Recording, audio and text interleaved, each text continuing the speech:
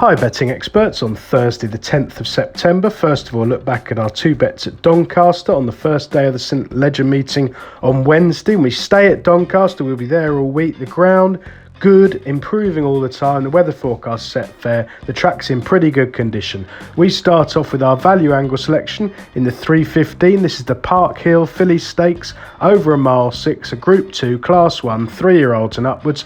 8 runners chasing over £45,000 on offer, and I do think that Alpinista, who's around 5-2, 3-1 perhaps this morning, is well worth supporting. Now this filly is trained by Sir Mark Prescott, who's an expert, particularly with horses as their stamina is further drawn out, and this one has won 2 of her 6 career starts. Unusually, she made a winning debut as a 2-year-old for the stable when well back to Epsom over 7 furlongs. That was just last July, so you can see how much she's improved. She then went to Goodwood, didn't get a particularly good ride there from Kirby. He's not ridden her since.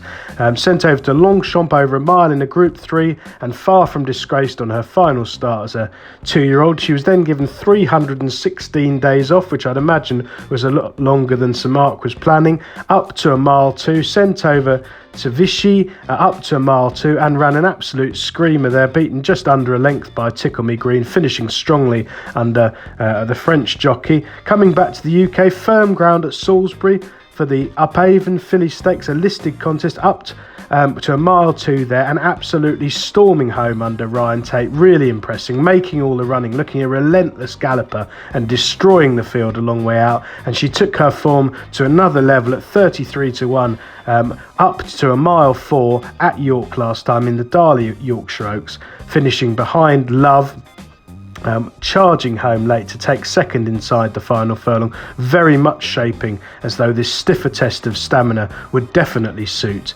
And she obviously goes well with a bit of cut in the ground. It was on the softer side at York, but her win at Salisbury shows fast ground's ideal, so things continuing to dry out will be in her favour. She's basically a typical Sir Mark filly with loads of scope to keep improving with more racing. I think there's 2 main dangers. The main ones like to be Believe in Love, Roger Varian flying, 27%, 12 winners in the last fortnight. This one has won 4 of her 9 career starts, comes here on an absolute roll, having won on the 29th of August in a handicap at Newmarket over this trip. That was on soft ground. She destroyed the field by 10 lengths. I suspect she's probably flattered and better judged on her previous win on firm ground at Newmarket. That came just off a mark of 88, so she's well up in class here, and she has to prove herself against a filly of the calibre of Alpinista, who's got proven group form in the book. Monica Sheriff comes here on the back of us. I thought slightly disappointing return at York when finishing 4th behind Fijara Prince,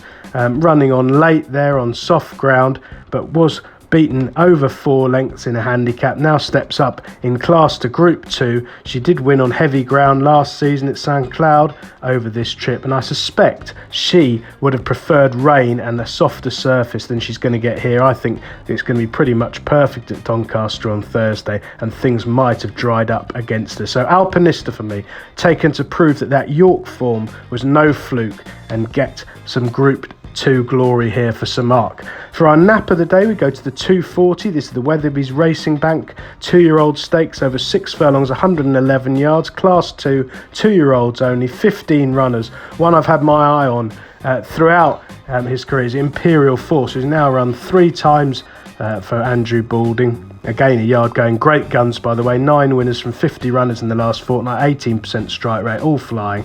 And this one started off with a cracking second at Newmarket, over 6 furlongs, when second behind Creative Force. He's been beaten twice since, but there was absolutely no disgrace at all when finishing 3rd behind the Learjet in the Norfolk Stakes at the Royal Meeting. Left with quite a bit to do there, and finishing with running left in the tank under James Doyle over that 5 furlong trip. Haydock last time simply not seen to best effect on ground that was too soft for me. Up with a strong pace throughout, duelling on the lead with Cairn Island and getting tired at the furlong pole. He is a lot better than that. He was turned over 8-13 there. That was not his running. This better ground will suit. I think the stiff 6 furlongs will be absolutely ideal. He's likely to get a more patient ride, and he's a confident nap on a cracking day's racing. Best of luck on Thursday, betting experts.